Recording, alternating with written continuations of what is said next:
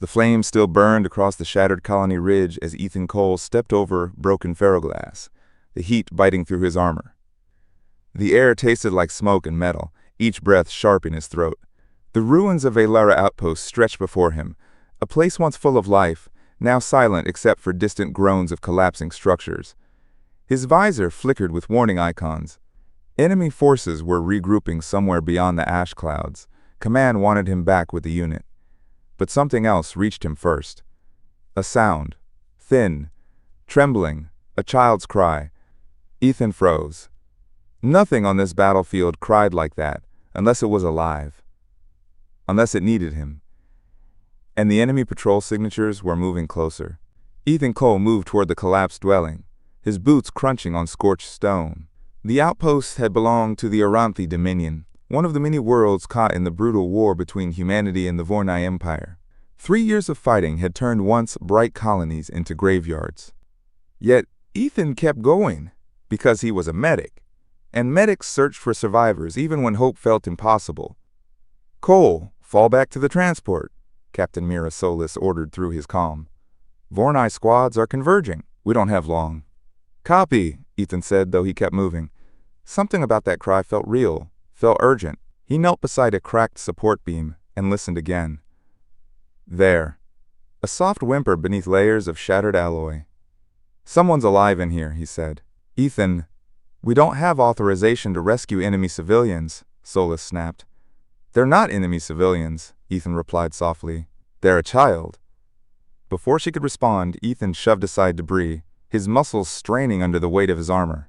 More rubble shifted, and dust filled the air like powdery fog. Lieutenant Corin Hale, his closest friend, ran back toward him. "Ethan, we need to go," Corin shouted. "We're seconds from being overrun." "There's a kid," Ethan said. "Help me." Corin swore under his breath, but he grabbed the other side of the beam. Together they lifted, and Ethan reached beneath the debris. A small girl curled in the pocket beneath, skin luminescent silver blue, eyes large and dark like polished obsidian. Tiny crystalline ridges traced her temples. An Auranthi child, no more than 7 by human measure. She held a small, glowing sphere tied to a cord around her neck. She flinched when Ethan removed his helmet, backing into the shadows like a frightened animal. "It's okay," Ethan said gently. "I'm not here to hurt you." She whimpered. "Mata? Where Mata?" Her voice was barely a whisper. "We'll find her," Ethan said, knowing it might not be true. "But you're hurt." "Let me help." She stared at him, trembling. Then she slowly extended her wounded arm. Her name came out broken. "Leora." "Hi, Leora." "I'm Ethan." He cleaned and wrapped the gash on her arm, speaking softly as he worked. When he lifted her, she clung to him with desperate force, her tiny fingers gripping his armor plate. Captain Solis reached them, just as Ethan stood. "Ethan, put her down," she said. "That is an order. We do not take enemy offspring aboard military vessels." "She isn't an enemy," Ethan replied, holding Leora closer. "She's a child who lost everything." "You're risking everyone," Solis warned. "Stand down or be charged." Ethan's heart hammered.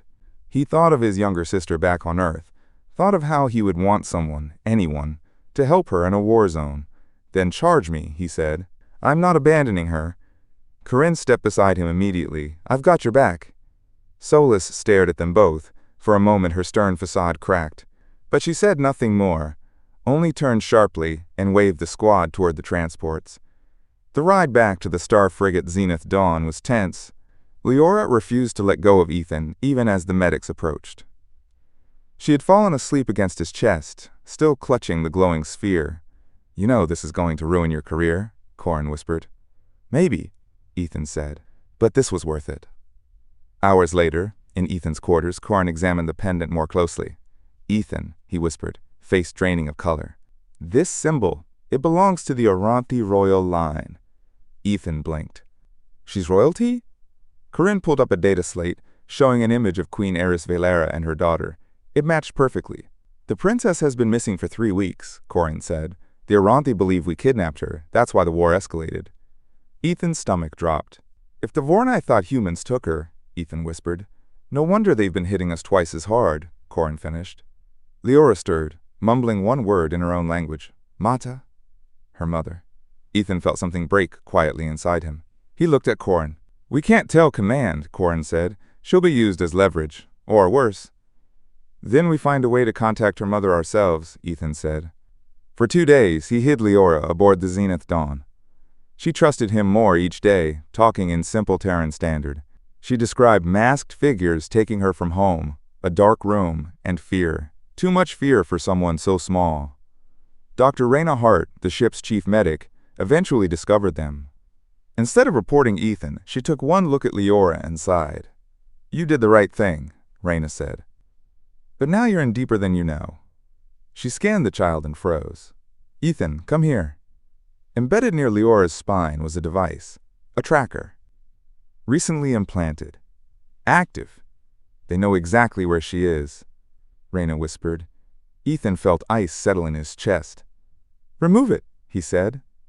Raina hesitated. "Once it goes offline, whoever planted it will know. They'll come." "Remove it anyway," Ethan said. "We'll figure out the rest." The procedure was quick. Leora gripped Ethan's hand and whispered, "Stay." "I'm right here," he promised. But the moment the device went silent, alarms blared across the ship. Someone was coming. Within minutes, guards stormed Ethan's quarters. Captain Solus entered behind them, eyes full of disbelief and something like sorrow. "Ethan Cole, you are under arrest for treason," she said quietly, "and for harboring the Auranthi princess." Ethan held Leora as she clung to him, terrified. "I saved a child," he said. "If that's treason, so be it." Quote, "They shackled him, but allowed Leora to remain in his arms. She refused to be separated. In the brig, she curled against him, trembling whenever footsteps passed." "It's okay," Ethan whispered, though he wasn't sure. Hours later, Fleet Admiral Ryan Dravik arrived, a hard man known for zero tolerance. Ethan expected immediate judgment. Instead, he was brought to a conference room. Leora sat on his lap, clutching his uniform. "Marine Cole," Admiral Dravik said, "do you understand the gravity of your actions?" "Yes, sir," Ethan said. "Then tell me why you did it." Ethan looked at Leora's small face, pressed against him. "Because she needed her mother," he said softly. "And because ending this war is more important than my career." Silence. Then Intelligence Officer Commander Nyla Arden spoke. "We've confirmed a conspiracy between extremist factions on both sides," she said. "They kidnapped the princess to prolong the war." Dravik exhaled slowly. "Then returning her quickly is our only chance at peace." He turned to Ethan. "You will deliver the princess to Queen Eris personally." Ethan felt the weight shift off his chest and onto the galaxy. The reunion would decide everything. The war. Peace. His fate. And Leora's future.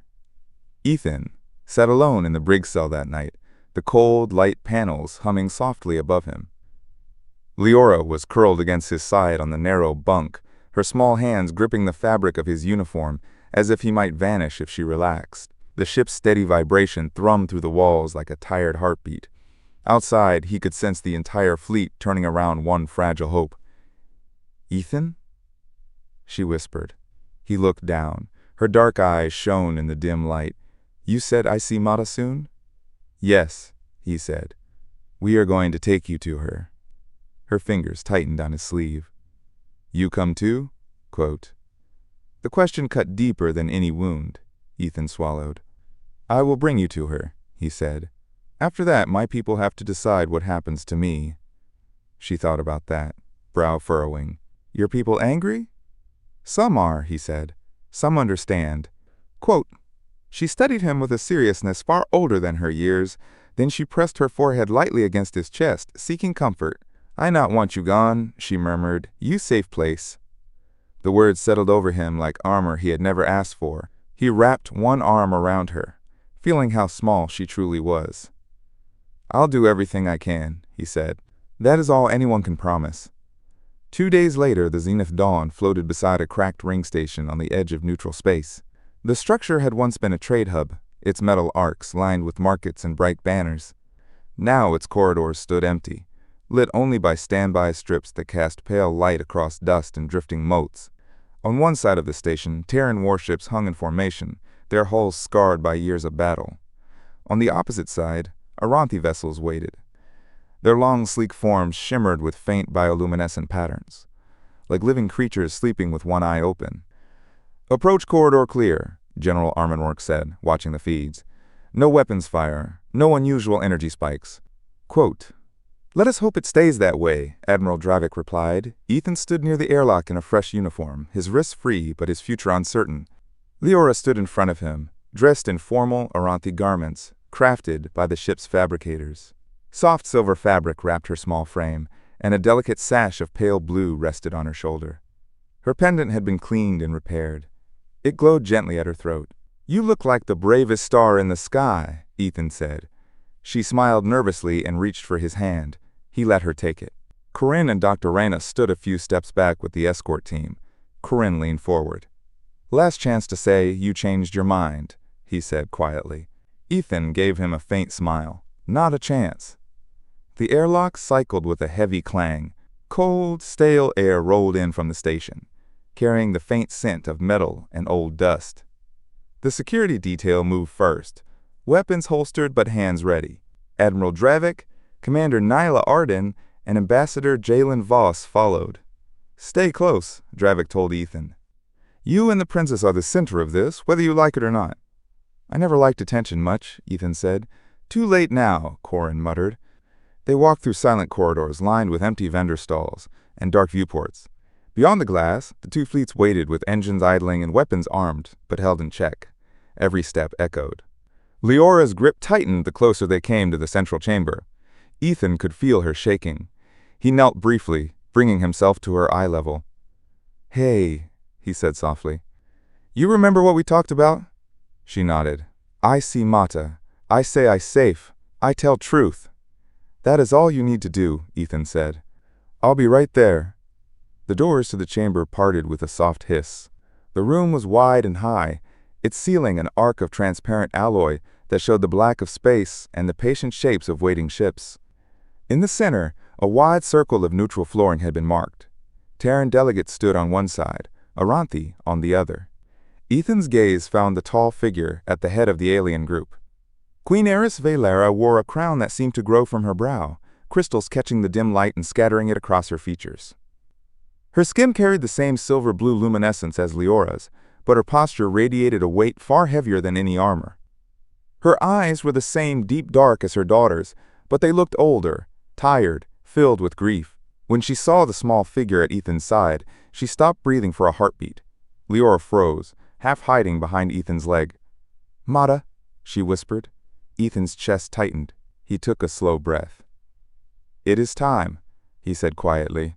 He led her forward to the edge of the neutral circle, then knelt and set her gently on her feet. She looked up at him, uncertainty and hope fighting in her face. "Go on," he said. "She is right there." For a heartbeat, nothing moved. Then Leora ran. Her small feet tapped against the metal floor, each step louder in the silence than any weapon blast. Her voice broke free, shaking with relief and joy. "Mata! Mata! I hear! He saved me!" The queen fell to her knees before her daughter reached her. Royal composure shattered.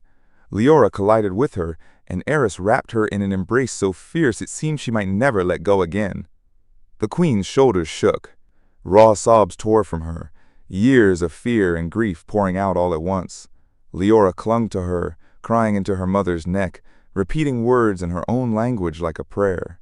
Around them, hardened soldiers from both species looked away or wiped at their eyes.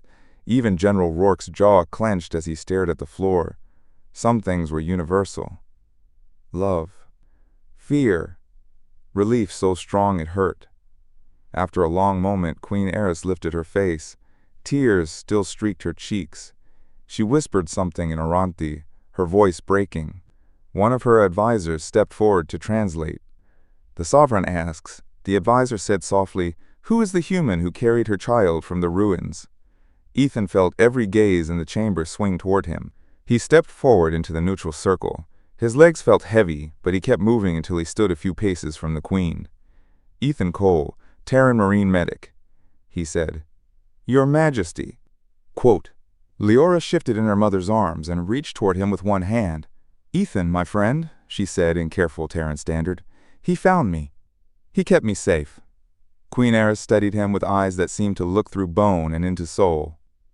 "You could have left her," she said, speaking in his language with a thick accent. You could have used her to hurt us. Why did you save my child? Ethan thought of duty, regulations, the tribunal that awaited him. None of that mattered here. Because she was scared, he said. Because she was hurt. Because she was a child who wanted her mother. That felt more important than the war. Silence settled again. Then Queen Eris did something no one in the room expected. She shifted Leora to one arm and bowed. Not a slight nod. A deep, formal bow. The kind reserved in Auranthi culture for the highest honor. Gasps rose from both delegations. When she straightened, her voice shook. You gave me back my light, she said. You gave me back my reason to breathe. There are no words deep enough to pay this debt. Quote, I do not need payment, Ethan said quietly. Seeing her with you safe is enough. Commander Nyla stepped forward. Your Majesty, she said. We have evidence that your daughter was taken by extremists on both sides, people who profit from this war. They intended her death to be blamed on us. Queen Eris, face hardened, the grief in her eyes cooling into something sharper. Leora, she said gently, did humans take you? The child shook her head without hesitation. Masked ones, she said. They talked like us. They say they want you angry forever. They say war make them strong. The queen looked from Ethan to Admiral Dravik. So it is true, she said. There are those among us who feed on this war. There are those among us as well, Dravik admitted. We are prepared to share all evidence and pursue them together. The queen's gaze dropped to Leora, then rose again. This human risked his life and his freedom to bring my child home, she said, raising her voice. If he can show such courage, then we must find courage too. I, Aris Velara, sovereign of the Auranthi Dominion, will agree to an immediate ceasefire if the Terran Alliance does the same. Admiral Dravik straightened. On behalf of the Terran Alliance fleet, he said, we accept. Ceasefire, effective now. In the silence that followed, 1,000 futures shifted. Leora reached toward Ethan again. He stepped closer, and she touched his cheek with her small hand. Thank you, she whispered. You bring me home.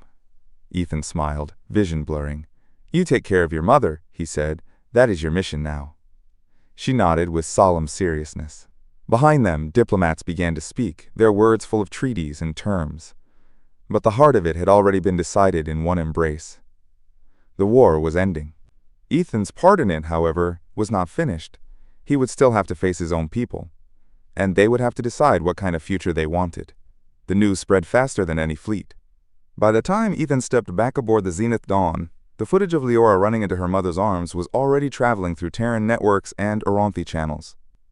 Screens in the corridors flashed his face beside the words traitor and hero in equal measure. Crew members watched him pass with mixed expressions, some offering small nods of respect, others staring with open anger. Leora's pendant, now safely back around her neck, glowed in every replayed clip of the moment. They did not put him in chains this time. The brig door closed behind him with a softer sound than before, but it was still a cage. Ethan sat on the bunk, the hum of the ship deep under his boots, feeling both lighter and heavier than ever. The ceasefire was holding. That knowledge warmed him. The uncertainty of his own future chilled him in the same breath. His choice had changed the galaxy, but the rules he broke still weighted like a closed fist. Corinne visited almost every day. He appeared at the energy barrier with a tired grin and a steaming mug of something that passed for coffee.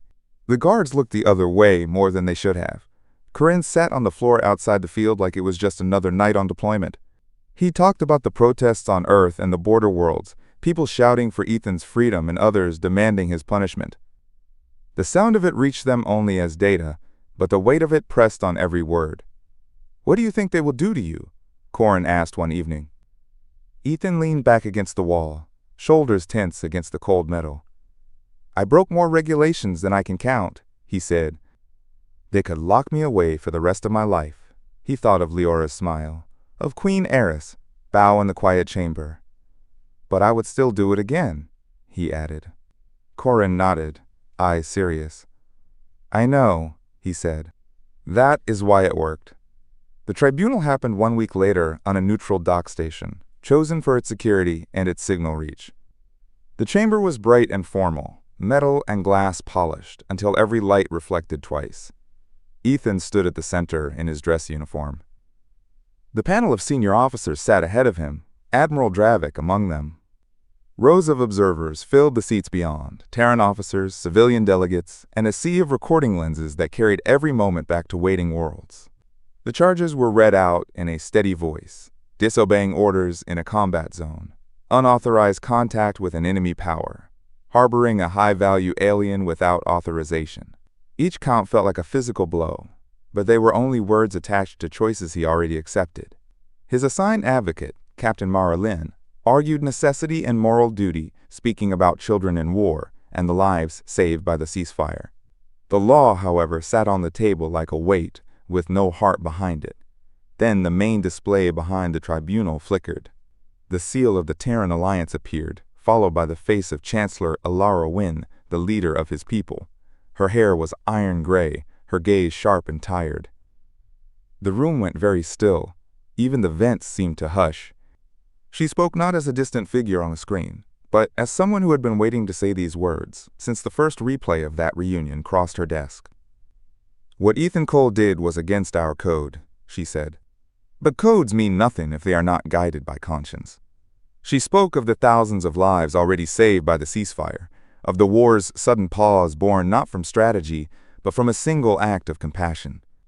"If we punish him," she said, "we send a message that obedience matters more than humanity. I will not lead a people who believe that." A second message followed hers, carried on a separate secure channel. Queen Eris appeared for a moment beside the Chancellor's image. Leora sat in her lap, healthy and bright, her small hand wrapped around her mother's fingers. The Queen did not speak long. She simply asked that the human who saved her daughter not be imprisoned for doing what no law had dared to demand. Leora waved at the camera and said his name. The tribunal recessed to decide. The wait felt longer than any deployment. Ethan sat in a side chamber with Captain Lin, his hands steady in his lap, even as his heart beat hard against his ribs. "No matter what they decide," she said, "you already did something most of us only talk about." He nodded, grateful but distant. His mind kept drifting to a silver-blue child on a distant world, and the sound of her laugh. When the officers returned, Admiral Dravik rose to speak. The room held its breath. "Marine Ethan Cole," he said, "this tribunal finds that while your actions broke the letter of our military code, they upheld the spirit we claim to serve." He spoke of outcomes, of peace talks underway, of conspirators already being hunted because of the evidence exposed by the kidnapping. "All charges are dismissed," he finished. "In addition, you are awarded the Star of Valor for courage and humanitarian action beyond the call of duty." The chamber erupted into a storm of sound, some cheers, some angry shouts. Ethan stood very still as the decision washed over him like cold water. He felt relief, yes, but also a strange emptiness, as if the ground beneath his feet had changed and he was still learning its shape. Corin caught his eye from the seats and gave him a grin that was almost proud. His military career did not survive the storm. The uniform he had worn through 3 years of war carried too much argument now. Command placed him on honorable discharge, citing that he was better suited to civilian diplomatic service. Ethan accepted the decision with quiet understanding. The war that had shaped him was ending. It was time to build something else. 2 months later, the peace treaty was signed in a grand chamber, built hastily on a neutral moon. Transparent walls showed 2 skies at once, Terran and Auranthi ships sharing the same orbit like wary neighbors. Ethan stood near the back as Chancellor Wynn and Queen Eris pressed their hands to the glowing treaty slab. The words inscribed there promised an end to open conflict, the return of prisoners, joint investigations into the war profiteers who had tried to burn the galaxy for profit. When the ceremony ended, Queen Eris found him in the crowd. She did not wear her crown. Leora walked at her side, one hand wrapped in her mother's, the other holding a small cluster of glowing flowers from her home world. She ran to him the moment she saw him, nearly tripping over the hem of her formal robe. "Ethan," she said, breathless, "you came."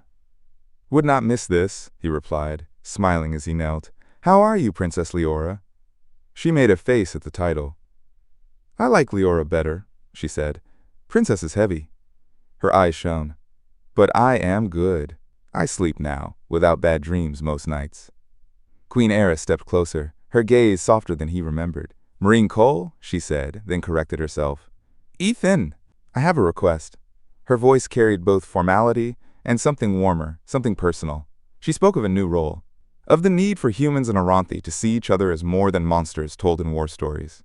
She asked him to serve as a liaison to her world, to walk the halls of her palace and the streets of her cities as a living reminder that compassion had once broken through fire and rubble. "My daughter asks for you daily," she added, almost smiling. "She would like her friend clothes." Ethan felt emotion rise in his throat. He thought of Earth, of his sister sending messages, full of pride and worry. He thought of the ruins of Valera Outpost, and the first time he heard a child's cry under broken metal. "I do not know much about diplomacy," he said honestly. "You know how to see a person instead of an enemy," Eris replied. "That is more than many trained diplomats." Leora grabbed his hand, eyes pleading. He looked down at her, then back at the Queen, and nodded. 6 months later, the palace gardens of Auranthi Prime felt almost familiar under his boots. The air was softer here, full of faint music from distant crystal chimes. Plants grew in patterns of light and color the human eye had never known before the war. The paths curled around pools of luminous water that shifted hue with the twin moons. Leora ran ahead of him on the pale stone walkways, her laughter carrying between tall, flowering trees. She called out the names of things he was still learning to say, pointing out places she had wanted to show him for months. The singing fountain that changed tune when you touched the water. The moonring grove where the leaves glowed brightest under starlight. The archive spire, where now, for the first time, there were recordings about humans that were not battle reports. Chris arrived on a diplomatic shuttle a week earlier, promoted and half amused by his own new role. Dr. Raina Hart had taken a position in a joint medical institute in the capital, teaching both species how to heal each other's wounds. Ethan walked through each day with a quiet sense of disbelief and gratitude, feeling the shape of this new life settle into place. As they walked, Leora slipped her hand into his. "Are you happy here?" she asked suddenly. He looked down at her, at the silver blue skin and the dark eyes that no longer held constant fear. He looked up at the sky, at the faint outline of Terran ships visiting in peace rather than war. "Yes," he said, "I am happy." She nodded, as if that answered a question she had been holding for a long time. Inside the palace, Queen Eris watched them from a high balcony. The sight of her daughter running freely beside a human once called traitor steadied her when politics grew heavy. She thought of the years lost to battle, the names written into memorial walls on both worlds. She thought of the moment in the ruined station when a human knelt and let go of a child so she could run into her mother's arms. She had learned that courage was not always a charge into enemy fire. Sometimes it was a medic ignoring an order to pick up one small life. Sometimes it was a leader admitting their enemy had shown a better path. Sometimes it was choosing peace when pride begged for another strike. The work ahead was massive. Old hatred did not fade in a single treaty. But for the first time in years, hope felt solid beneath her feet, instead of like a distant story. Two peoples once locked in war were now building something together, brick by careful brick. All because one man had listened to a cry in the ruins and refused to walk away. She turned back to her desk, to the agreements and plans and long lists waiting for her signature. Outside, the laughter of a child and the low voice of a human medic carried across the garden. The war was over. The peace was fragile, but real. And somewhere, in a universe that had learned to expect only fire, a new story was being written. One that began with a simple, stubborn choice to help a child find her way home.